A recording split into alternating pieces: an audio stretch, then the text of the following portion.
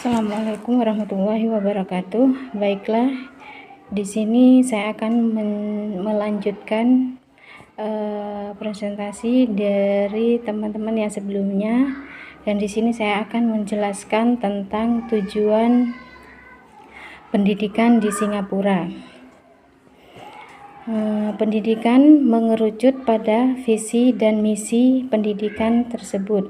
Visi dari pendidikan di Singapura yaitu memberikan kesempatan bagi para pelajar untuk merasakan aturan sistem pendidikan di Singapura yang selalu meletakkan keunggulan dan menempatkan diri sebagai bagian dari komunitas dunia.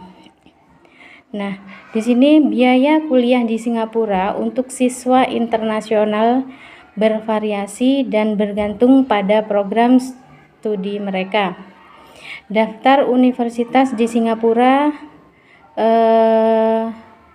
antara lain yaitu MDIS, kemudian PSB, ada lagi James Cook University, Kaplan, TMC, Raffles Design Institute, dan lain-lain sebagainya, yang selalu mencetak lulusan terbaik dengan gelar yang diakui secara internasional. Situ.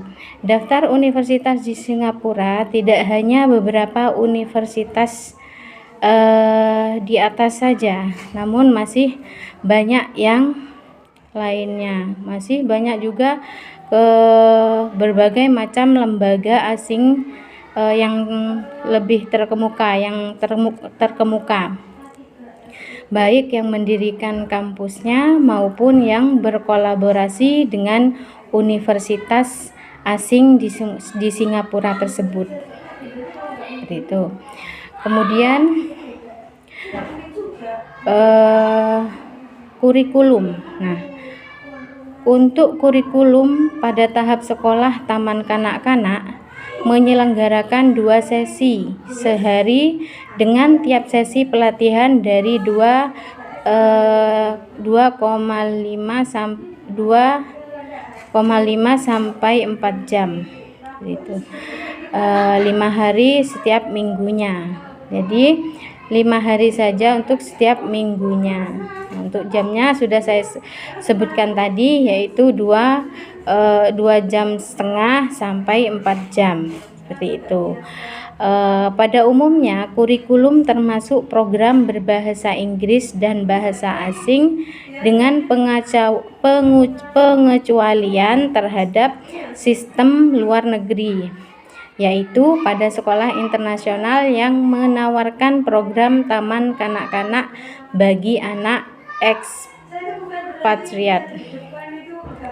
Nah, kemudian pada tahap dasar kurikulum inti terdiri dari pengajaran bahasa Inggris, bahasa daerah, dan matematika dengan mata pelajaran tambahan seperti musik, misalkan kesenian dan kerajinan tangan.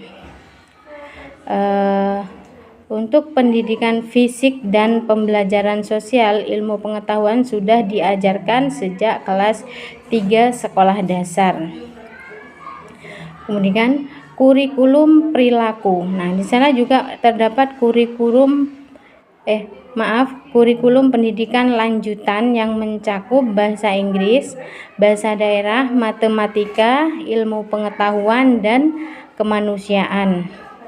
Pada tingkat lanjutan ketiga, siswa dapat memilih pilihan mereka sendiri tergantung apakah mereka jurusan seni, ilmu pengetahuan, perniagaan, atau teknik terapan. Kemudian kurikulum pada sekolah lanjutan di Singapura dikenal di seluruh dunia atas kemampuannya untuk mengembangkan siswa melalui pemikiran yang kritis dan keterampilan intelektual. Nah, di sini Sedangkan jika kita berbicara soal silabus dan kurikulum, Departemen Pendidikan di Singapura setiap kali bekerja untuk melakukan evaluasi, setiap perkembangan baru selalu disisipkan pada silabus baru. Jadi itulah pendidikan di Singapura, bukan sekedar menyediakan sarana dan prasarana yang memadai, akan tetapi mereka juga selalu mengupdate dari tahun ke tahun, seperti itu. Nah, kemudian di sini saya akan menjelaskan tentang metode yang dimiliki oleh Singapura, yaitu metode pembelajaran bertaraf internasional, instruktur pendidikan canggih, serta atmosfer belajar nyaman tengah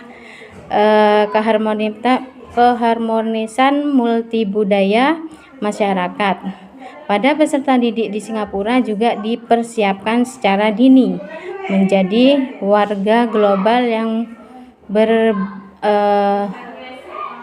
berdaya saing yang tinggi. Jadi benar-benar persaingannya di situ tinggi. Untuk belajar di Singapura, pembelajar membutuhkan persiapan yang sangat matang. Jadi benar-benar harus siap dan matang untuk ingin menjadi pelajar di Singapura, seperti itu. Kemudian saya lanjutkan evaluasi. Nah, evaluasi yang terdapat pada pendidikan di Singapura tidak berbeda dengan pendidikan di Indonesia, yaitu mengadakan evaluasi berbentuk ujian nasional. Dalam pendidikan Singapura tidak menentukan kelulusan seseorang, karena menurut pemerintahnya setiap orang yang punya kesempatan sama untuk melanjutkan pendidikan. Jadi untuk pelajar yang sudah duduk di kelas 4 ekspres ataupun di kelas 5 normal akademik sudah harus mengikuti 0 level tes untuk lulus dari secondary school. Dalam 0 level tes ada 7 pelajaran yang harus diikuti, diantaranya 5 mata pelajaran pokok dan 2 mata pelajaran pilihan. Kelima pelajaran pokok tersebut adalah English Mother Tongue, Matematika, IPA, Biologi, Kimia, Fisika. Sedangkan kayak IPS diantaranya seperti sejarah, sosiologi, geografi, serta 2 macam pelajaran pilihan dari Food and Nutrition, IT, dan Design and Technology. Semua pelajaran tersebut mempunyai nilai minimum. Bagi siswa yang tidak mendapatkan nilai minimum tetap lulus, akan tetapi ijazah mereka ada nilai merah. Nah, seperti itu. Jika mereka tidak ingin ada nilai merahnya dalam ijazah, maka mereka boleh mengulangi 1 tahun di kelas yang sama. Setelah secondary school masih ada 1 lagi jenjang sebelum mereka masuk ke universitas, yaitu Centralis Institute atau Junior College, atau bisa disebut dengan tertiary education, persiapan menuju tingkat universitas. Nah, akan tetapi untuk mereka yang memiliki nilai bagus atau memiliki poin 1 sampai 14 bisa langsung ke junior college yang lamanya 2 tahun, seperti itu. Jika mereka tidak memiliki nilai dari poin yang disebutkan itu, maka mereka melanjutkan ke Centralis Institute yang waktunya lebih lama, yakni 3 tahun. Itu. Kemudian mereka juga harus melewati ujian nasional yang diberikan lebih sulit karena sudah masuk universitas, seperti itu. Dengan banyaknya tes yang harus dilewati, tentunya universitas di Singapura bisa mendapatkan calon mahasiswa yang berkualitas, seperti itu. Kemudian Karena penyaringan mahasiswanya secara tidak langsung dilakukan melewati sejumlah tes tersebut, jadi tidak langsung, jadi ada tingkatan-tingkatannya seperti itu. Jadi memang sudah tertata di sana seperti itu. Mungkin hanya ini yang bisa saya sampaikan. Wabillahi taufik wal hidayah. Wassalamualaikum warahmatullahi wabarakatuh.